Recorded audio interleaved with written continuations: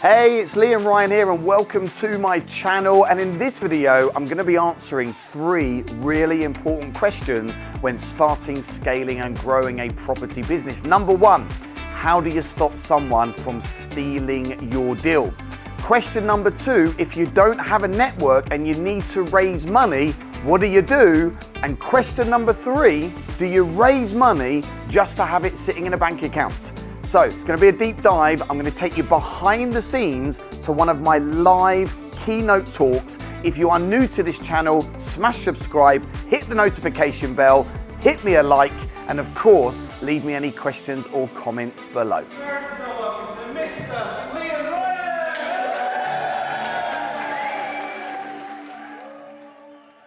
Ryan! So my question is, some people out there, when we approach some investors, they're already smart people, which are obviously good with money. Some will have experience with properties, maybe they don't have the time, etc., etc.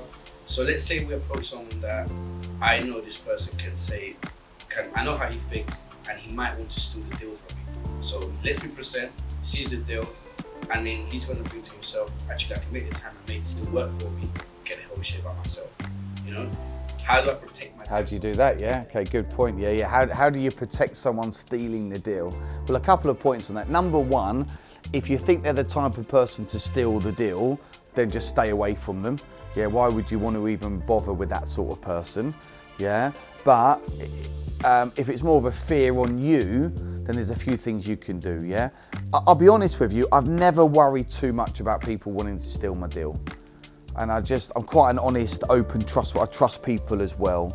But what you can do is you can, when you present a deal, just don't present the actual deal, present a dummy deal. Yeah. The other thing you can do is you can get them to sign an NDA agreement. I've never needed to do this, by the way, but you can get them to, a non-disclosure agreement? Yeah, that it's private and they can't then go and make the approach themselves. But I've never really got to that point, to be honest with you. I've either only gone to see people that I feel are good, decent people, or I've shown them a dummy deal. Because they don't really care, certainly on a fixed rate return, they don't really care. Some people feel that you've got to present this massive deal to them and take them round. Like, I'll be honest with you, my private funders, they don't really care. They're not investing in a particular deal, they're investing into me and the fact that I'm going to give them that fixed rate return. And all I say to my private fund, look, your money is going to come into 1 or 2 of our projects. And now I don't really show them the deal or the address or the numbers. It's still good to have that little investor pack that I spoke about earlier. That's just really a hook to get someone from cold to warm. And a lot of the time that deal I have in there is just a dummy deal anyway. It's not a real deal. It's just a good deal that is going to make someone go, that's a fucking great deal. Okay, great, well give me your money, yeah? Does that help, yeah? Don't overthink it. Are there a few sharks out there? Yes, there are. If they try and do you a bad turn, you're just not going to deal with them ever again. Cool. If you haven't got you think you haven't got a big network of people you know who've got a lot of money, you can approach like friends, family, colleagues, whatever it may be, and you're interested in obviously raising JV finance, but potentially with people that don't know you, don't know them, and you need to get that money relatively quickly because you've got a property deal that's there in the background and you think you're going to go for a slot. What's the kind of route strategy you kind of recommend to try to get there as quick as possible in order to get into that area where there are? Yeah, great. That's a really good question. So really the question was, if I don't have a huge network myself right now, but I need to raise money, where else can we find the money, yeah?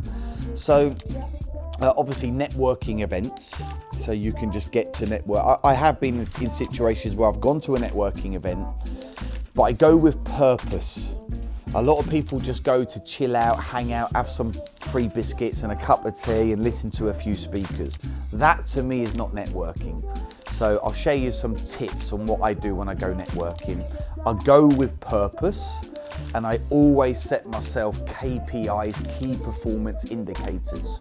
So I would always aim to get to the networking event 20 or 30 minutes early because I want to be the person at the entrance shaking everyone's hand, hey, it's Liam, hey, and just being that sort of that go-to person, yeah?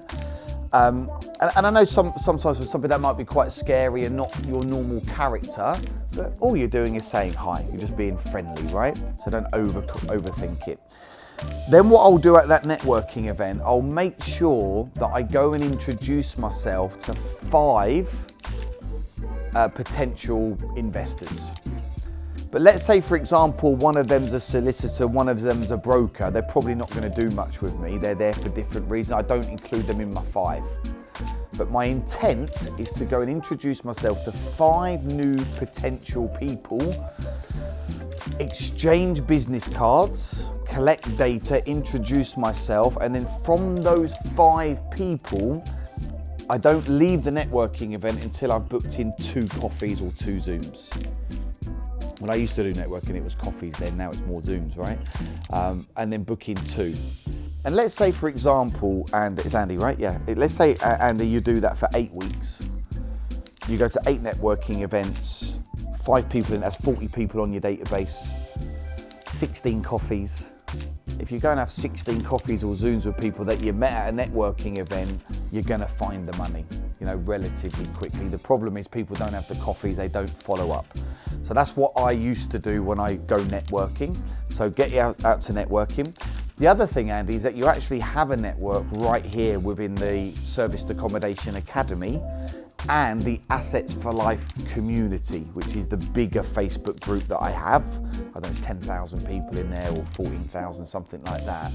But you've actually got a network right here, and there's people in this room that have got money that would invest, but at the moment they might not know you that well. So what you can do, and this applies to everybody, is you can tap into the network that you've already invested to be in. So do regular posts into the Academy Facebook group. Do posts into the Assets for Life community group. Just let people know what you're doing this week, an end of week roundup. A challenge and how you overcame that challenge. When you're on a viewing, do a photo. When you're here today, do a photo. Start testing. And I know for a lot of people, social media can be a bit, don't really want to do that.